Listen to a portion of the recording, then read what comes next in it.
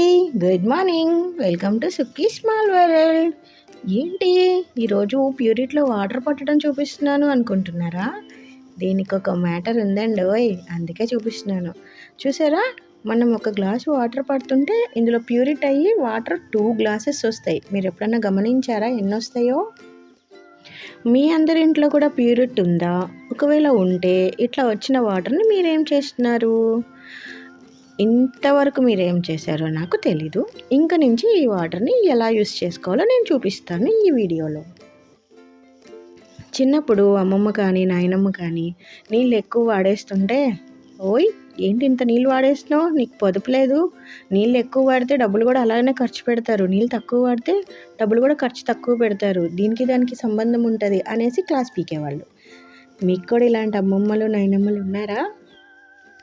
Tap ఉండే చిన్న బబుల్లోకి నేను ఈ నీళ్ళు స్టోర్ చేస్తానండి. ఎప్పుడు అవసరమైతే అప్పుడు ఇలా షింక్లో గిన్నెలు తోమేటప్పుడు కానీ ఆ వాటర్ యూస్ చేస్తాను.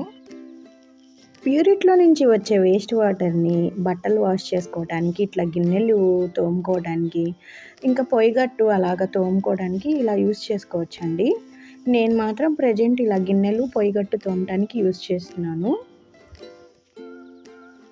ఏమో అండి, చిన్నప్పటి నుంచి పెద్దవాళ్ళు చెప్పారు కదా, సో అవి నా బ్రెయిన్లో నాటుకుపోయాయి. ఈ వాటర్ కూడా వేస్ట్ చేయడం ఎందుకు అనేసి నేను ఇలా సేవ్ చేస్తాను. మీకు నచ్చితే మీరు కూడా ఫాలో అవ్వండి ఈ టిప్ని.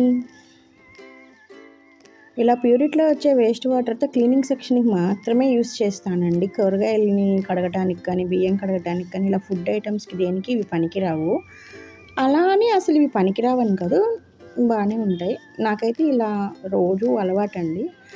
ఎందుకు ఇలాగా వేస్ట్ చేస్తారేమో వాటర్ అందరూ, ఇలాంటిది ఒకటి చెప్తే అందరూ యూస్ చేస్తారని నేను కూడా మీకు ఈ వీడియో పెట్టాను.